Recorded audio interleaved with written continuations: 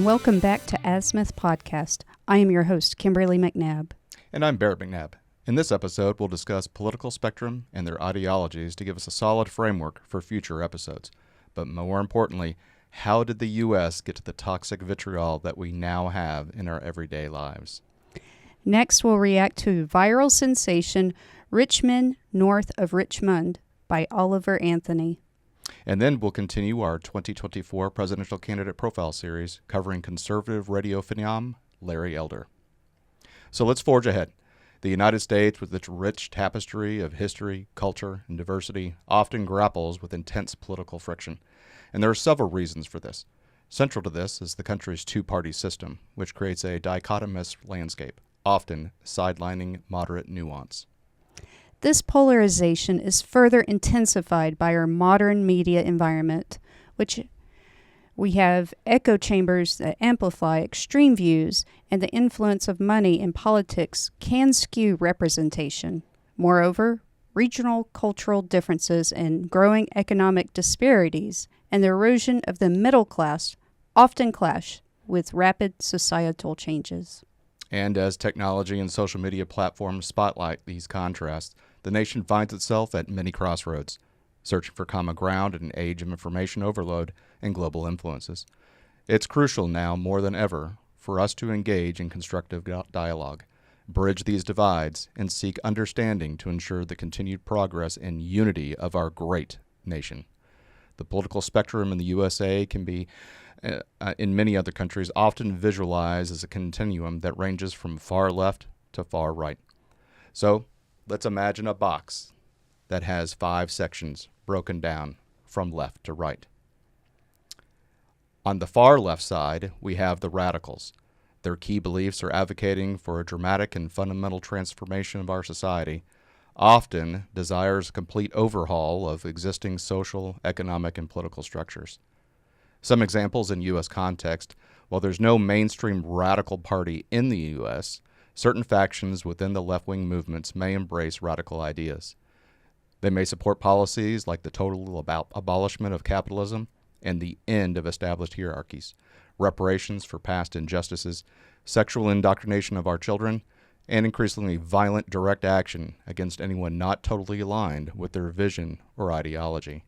Some key people and organizations that fall into this category are Antifa, Alexandria Ocasio-Cortez, who called border detention centers concentration camps, having the ire of Israelis and Jewish members of the United States, saying that belittled the Holocaust. Ilhan Omar, who made 9/11 comments about some people did something, along with other comments that people feel is anti-Semitic. Next, we have the liberal. Their position is left-leaning from center. Some of their key beliefs, generally favoring policies that promote social equality and the role of the government in addressing societal inequities. They tend to advocate for individual rights, environmental protection, and social justice. They're usually supportive of social safety nets and regulations. Some examples in the United States context: the Democratic Party is often associated with liberal policies, especially its progressive wing. Some examples of liberal positions may include support for universal health care, climate change interventions, and progressive taxation. Well, some key people that fall into this category are Barack Obama and Joe Biden. Now let's move to the moderates. Their position is in the center of this rectangle. Their key beliefs: they take a middle ground approach. Moderates often seek compromise and may adopt policies from both sides of the spectrum. They tend to be pragmatic and prefer incremental change over radical shifts. Examples in the U.S., some context, centrists within both the Democrat and Republican parties might identify as moderates. They may, for instance, advocate for a mix of market-based and government solutions to key issues like healthcare. Some key people that fall into this category are Joe Manchin and John McCain, and often people in the United States that are moderates identify themselves as registered independents. And then moving on to the conservative position. This position is right-leaning, and the key positions in the right-leaning emphasizes tradition, limited government intervention in the economy, individual freedoms, and often have a focus on economic freedom and a strict interpretation of the Constitution. Often, advocates are for lower taxes, less government regulation, and traditional social values. Some examples in the United States context: the Republican Party is often associated with conservative policies. Positions may include deregulation, opposition to gun control, and a pro-life stance on abortion. And obviously some key people that fall into this category are Ronald Reagan and George W. Bush. Both obviously great Republican presidents. Ronald Reagan and his Reaganomics included major tax cuts that helped the middle class, oversaw the downfall of communism, and George W. Bush oversaw the global war on terror, as well as additional tax cuts to spur the economy. Now, we'll move on to the reactionary. That position is the far right. Key beliefs: desires to return to a previous state of affairs under societal structure. This can mean rolling back recent societal changes and reforms, often driven by a perception that current trends are taking society in the wrong direction. Examples in the U.S. context: reactionaries might be found in far-right movements or groups. They could advocate for a return to stricter social hierarchies or oppose recent advancements in rights for minority groups. For instance, key people that fall into this category are organizations such as the Proud Boys. Now, a problem with the far left is they keep pushing the envelope. Progressives are never satisfied, and they keep going. Kimberly, you remember Elon Musk's tweet meme where his position as a liberal in 2008 hasn't changed over the years, but the liberals have just left him behind as he has stayed in the same position, but the progressives keep pushing and pushing and pushing, and finally he now sits on the right side of the center, making him a moderate conservative. Hence the name progressive. Yep, it never seems to end. So that is the end of our first segment. Hopefully this brings a little bit of context as we move for additional segments and episodes that focus on each of these political areas and on this spectrum. And so now we have a common language and word of art to reference. And please stay tuned after these messages. Hi, everyone. Thank you for listening. If you enjoy our show with all the stories we share, we would love your support. And it's as easy as clicking that subscribe or follow button. This will ensure you never miss an episode and keeps us bringing you these important stories. Your support makes a huge difference. Thank you so much for being part of our podcast family. Thanks, and keep tuning in. Welcome back to our second segment, where we are covering the viral phenomenon Oliver Anthony and his chart-topping song, Rich Men North of Richmond. Yes, that's right. We're going to play you the song and give our commentary explaining why we feel it resonates with conservatives and why it's such a dog whistle for liberals. I've been selling my soul, working all day, overtime hours for bullshit pay, so I can sit out here and waste my life away, drag back home and drown my troubles away. It's a damn shame what the world's gotten to for people like me, people like you. Wish I could just wake up and it not be true, but it is. Oh, it is living in the new world with an whole soul. I mean, right off the bat, you can feel the emotion in his voice. Carrying through, yes. And I like the New World, Old Soul. My uncle and I were talking a while ago, and we were talking about people today tend to, not be disciplined, and everything's about me, and, we're talking mostly about millennial generation, and I said, I don't really feel like I identify with that. And he goes, well, it depends on how you're raised. You were raised old school. And I'm like, yep, I had to pick my own branch and everything. So, I often feel, and not just recently, but for a long time, like an old soul. Yeah, I completely understand where he's coming from. Having wages stagnate. I mean, as we get further into the song, this is definitely about the working man and the middle class losing out under Biden's economy. I mean, Bidenomics is not working, and so let's keep going. These rich men north of Richmond, Lord knows they all just wanna have total control. Wanna know what you think, wanna know what you do, and they don't think you know, but I know that you do. 'Cause your dollar ain't shit, and it's taxed to no end. 'Cause the rich men north of Richmond. And I've heard some people question, what is he talking about, the Richmond north of Richmond? Well, if you look where Richmond, Virginia is, the next big city north of that is Washington, D.C. Yeah, it's, less than 2 hours drive? Yeah. Because we used to live just outside of Richmond. Exactly. But yeah, when he said the dollar ain't, shit. Have you been grocery shopping lately? Yeah, I mean, I skimp out a lot of things that I didn't think quite as much about buying. Not that I bought expensive things or, I bought generic, but now I'm just like, we could do with I'll just suffer with the headache. Yeah, exactly. I mean, he's talking directly, specifically about inflation, about, stagnated wages. And then even though there's inflation, we're still, having taxes that are coming out of there. And so, yeah, it's just, I mean, obviously he's clearly, in pain, and he's using his personal experiences, and it's definitely showing through. I like how he relates to people. This is the second time he's related to people listening. It's like, I know that you do. Right. I know you understand. I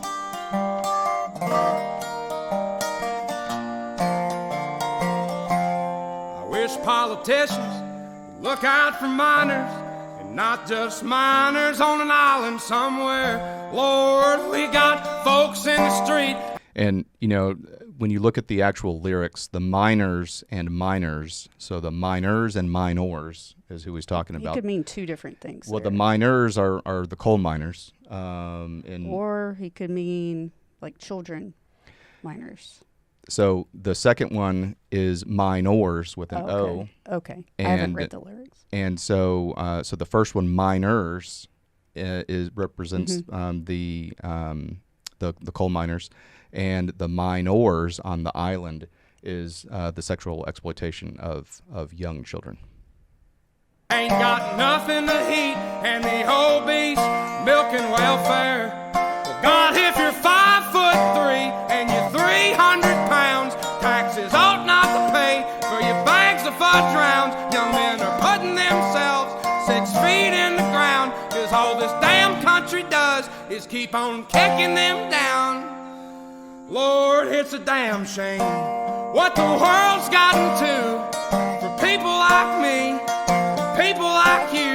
Wish I could just wake up and it not be true, but it is. Oh, it is living in the new world with an whole soul.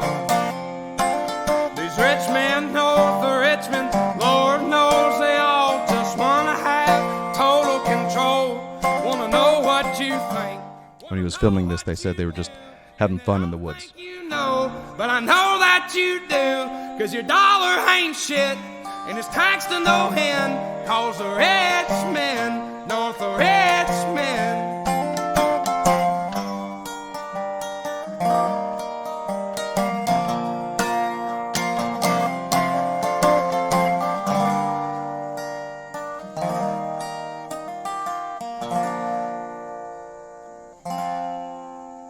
I've been selling my soul, working all day, overtime hours for bullshit pay.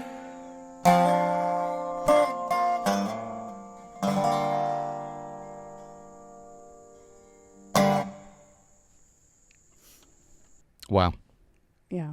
I mean, that is truly. What did you see it called? It's the anthem of our times. Is that? So Matt Walsh called it the protest song of our generation. Okay. Yeah, and I feel like that's a good assessment of this song.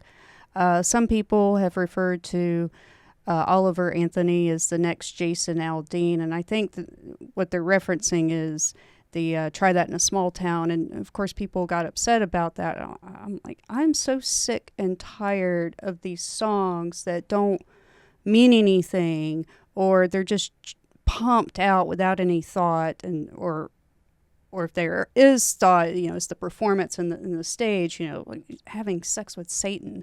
And I've quit letting our children listening to the pop stations because our daughter, she's 4 and she likes to sing. And so she'll ask, Mommy, what's this song about?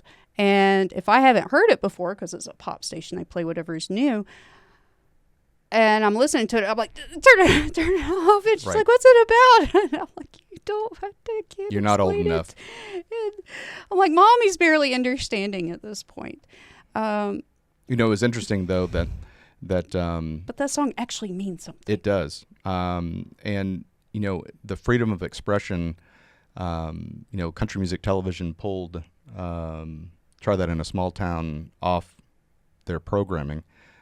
Because they felt it was too risque, or it was racist, or some of the imagery that was in there. The George Floyd riots somehow was inciting things. And I tell you, the liberal artists and conservative artists, they slammed CMT for that decision. Absolutely slammed them. Said, this is art. This is meant to be thought provoking. And it's important to respect that for artists. And the same thing, the liberals are treating this as a dog whistle, saying, "Oh, this Men North of Richmond song is red meat for conservatives." Well, if it's red meat for conservatives to care about the working people and to care about the middle class, which is what economic policies enacted by the conservatives and Republicans, then it's red meat. But I think the big problem that the liberals and the leftists have is they're forgetting who the little guy is. Yeah. They're worried about these things that are not putting food in people's bellies. They're worried about transitioning from fossil fuels into clean energy, which I do believe in. I believe that there needs to be a natural progression where it's cost effective. But yes, right now we do not possess the technology, and we're hurting ourselves. Like our AC can't. We're in Texas in August. Our AC cannot keep up, keeping our house at 74 degrees as it is with the grid that we have right now. Running on fossil fuels. Yes.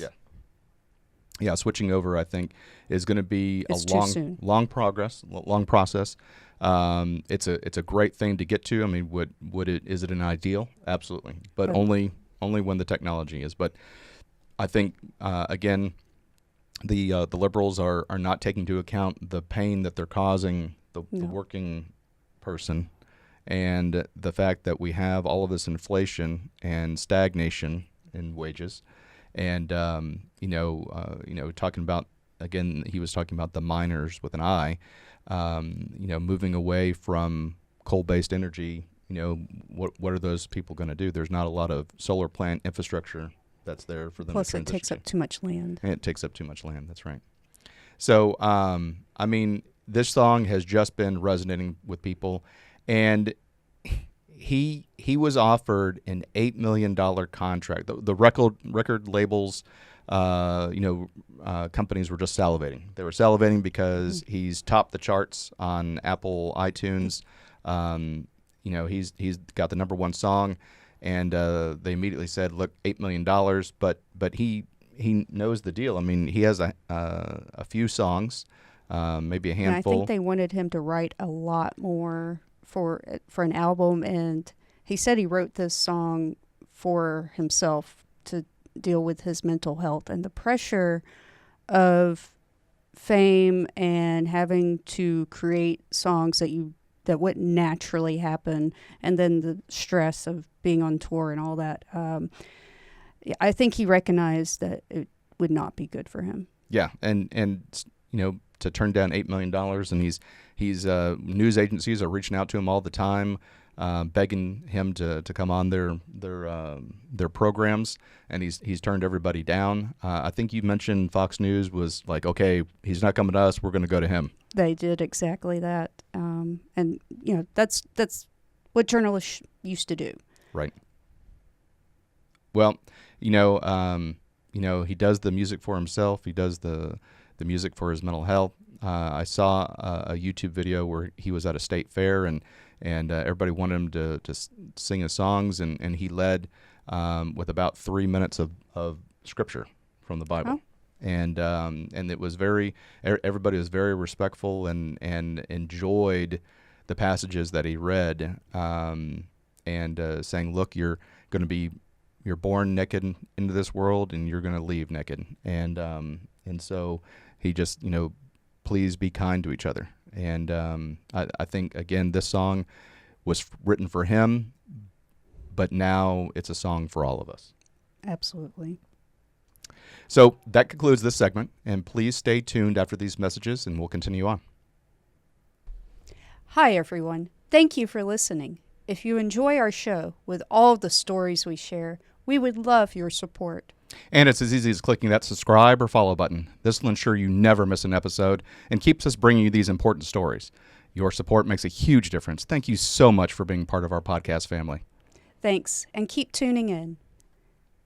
Hello, everyone. Welcome to our third segment of our fourth episode of the Azimuth Podcast. I'm your host, Kimberly McNabb, and by my side, as always, is my husband, Barrett. Today, we're diving into the life, views, strengths, and weaknesses of presidential candidate Larry Elder. Absolutely. Larry Elder was born in Los Angeles and has an interesting journey. He grew up in South Central neighborhood and went on to earn a political science degree from Brown University and a law degree from University of Michigan. After his law career, he ventured into media. He founded his own company, Lawrence A. Elder Associates, and later became a prominent news media host, from PBS to KCAL TV and much more. He later launched his nationally syndicated talk radio program, The Larry Elder Show, which he hosted for many years.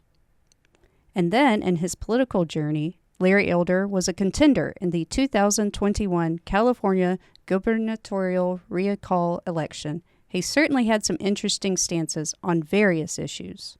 Right. He's known for being a staunch advocate of holding criminals accountable for their acts.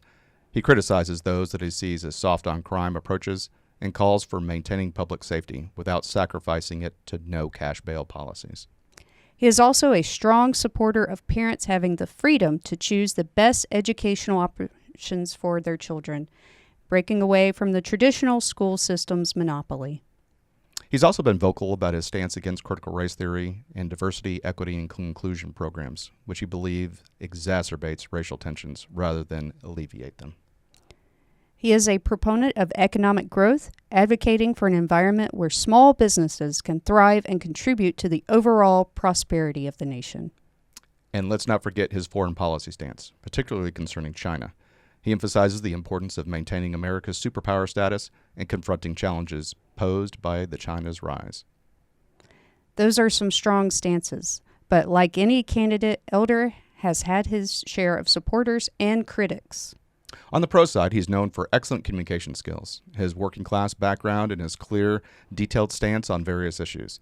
He'll talk to people on both sides of the political arena, from Charlemagne's podcast to Officer Tatum and much more. True. However, he is not without his critics. Some argue that his approach to tackling fatherless households might not be a practical approach as a presidential solution, and he's faced allegations of abuse from an ex-fiancée. Plus, his lack of government experience and the perception that he's far right has garnered attention and raised questions about his inability to lead. Larry Elder certainly has had his share of accomplishments, but as with any candidate, his platform has its strengths and weaknesses. So, Kimberly, let's watch his announcement video from his website, larryelder.com. And this is from his website. Larry Elder has been in California media forever, telling the truth in a really smart and sometimes hilarious way. He just ran for governor of California in a recall election against Gavin Newsom. He came up short after the state's media united to call him a white supremacist. Still makes us laugh. It's pretty offensive, actually. But he's not deterred. He has a major announcement for us tonight. Our friend Larry Elder joins us now. Larry, thanks so much for coming on. I'm sorry to laugh at that. I'm sure it's hard for you to laugh at, but it's so insane. So what are you up to next? But Tucker, you almost have to laugh at it. It's so ridiculous. And actually, the actual quote was, Larry Elder is the black face of white supremacy, Tucker. And the subheadline was, "You've been warned." By the way, one other LA Times columnist referred to my views as white supremacist. Why? Because I'm pro-life, because I don't buy the notion that America is systemically racist, because I want secure borders, because I want us to be energy independent instead of energy dependent, because I know that our urban schools are a disaster. So for all those reasons, I was called the black face of white supremacy and a white supremacist in terms of my views. My announcement, Tucker, is that I'm announcing that I'm running for the presidency of the United States on your program. And thank you so much for giving me this honor and this platform. Of course. My website is elderforpresident.com, elderforpresident.com. And Tucker, the reason I'm doing this is because, you know, my father was a World War II vet. He served on the island of Guam. He was a Marine.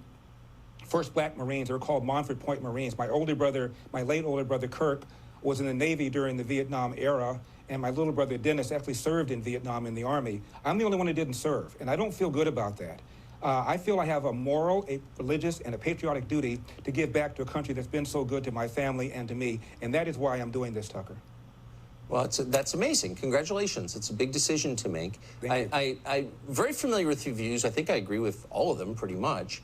But if you were to narrow it down, just pick one or two, the issues that are animating you, that are making you feel like you've got to put everything on hold and do this. What are they? Well, aside from the obvious things about the borders I mentioned before, the crime, the maligning of the police, there are a couple of things that I think our side does not spend enough time talking about. And that is the lie, the absolute disgraceful lie that the Democrats put on everything, which is that America is systemically racist. It isn't just a lie, Tucker. It's having real consequences. The police are pulling back. It's called the Ferguson effect or the George Floyd effect. And the people who are harmed by that are the very black and brown people that people on the left claim they care about. There's been a study that shows hundreds, if not thousands of people are now dead because the police are not engaging in proactive policing because they've been demoralized by people calling them racist. The second thing, Tucker, is the 10,000-pound elephant in the room regarding all of this stuff we see in Chicago and some of these other cities with these mass mobs is the lack of fathers in the home. Right now, today in America, 40% of all kids enter the world without a father in the home married to the mother, 70% in the black community, 50% of Hispanics, 25% of whites. Now, that's the same percentage as was the case of blacks back in 1965. The question we should be asking ourselves is, how do we go from having 25% of black kids entering the world in 1965 without a father in the home, married to the mother, to 70% today? And the answer is the welfare state. We've incentivized women to marry the government. We've incentivized men to abandon their financial and moral responsibility. And if I do nothing else in this race but focus people on those two issues, I would have performed a service to my country. I know that my father had the pivotal effect on my life. Was that true for you? Did your dad have an effect on the man you became? Absolutely. And my father never knew his biological father, so it's not a death sentence. But my father believed in hard work. He ended up working, when he got out of the military, 2 full-time jobs cleaning toilets, Tucker. Started a little cafe when he was around 47 years old, ran it until his 80s. And when my dad died, he owned the property where the restaurant was, a little piece of property next door to it, plus a house from South Central that we still have in our own family. So the man had died with a net worth of a little bit under $1 million. Not too bad for a kid from Athens, Georgia, Jim Crow South, whose mom threw him out of the house at the age of 13. That's what you can do in America. My dad, by the way, was a lifelong Republican. He said this about Democrats. Democrats want to give you something for nothing. When you try and get something for nothing, you almost always end up getting nothing for something. And my mom was a lifelong, if I said Democrat, I meant Republican. My mom was a lifelong Democrat. And Tucker, they would have arguments over the kitchen table, but nobody called anybody a fascist. Nobody said you only care about the rich. Nobody said you only care about the poor. They were able to debate these things civilly, and we ought to be able to do that in this country. Amen. That's a really inspiring message. Larry Elder, congratulations on this decision. I'm glad you made the announcement here, and we'll see you again. Thanks. I appreciate it. Elderforpresident.com. Amen. Okay. What did you think? It was good. I've seen him on a number of platforms and podcasts, and the fatherless home thing is usually the first thing out of his mouth. It needs to be within the same breath addressed how a president would fix that, because that's a multifaceted problem. I think a big problem is the culture that we live in now. Well, and also to note that was a big talking point for Barack Obama. Yes. About fatherless families. Yeah, but people forget. Right. Well, okay. This was whether you're a supporter or a skeptic, Larry Elder's presence in the political arena is undoubtedly thought-provoking. That's right. And as with any candidate, it's essential to do your research, weigh the pros and cons before forming an opinion. Exactly. Well, that wraps up today's episode. Thank you for joining us as we delved into the world of Larry Elder. Please like and share our podcast. Thank you for your support, and until next time, keep questioning, keep learning, and keep engaging in meaningful conversations. Hi, everyone. Thank you for listening. If you enjoy our show with all the stories we share, we would love your support. And it's as easy as clicking that subscribe or follow button. This will ensure you never miss an episode and keeps us bringing you these important stories. Your support makes a huge difference. Thank you so much for being part of our podcast family. Thanks, and keep tuning in.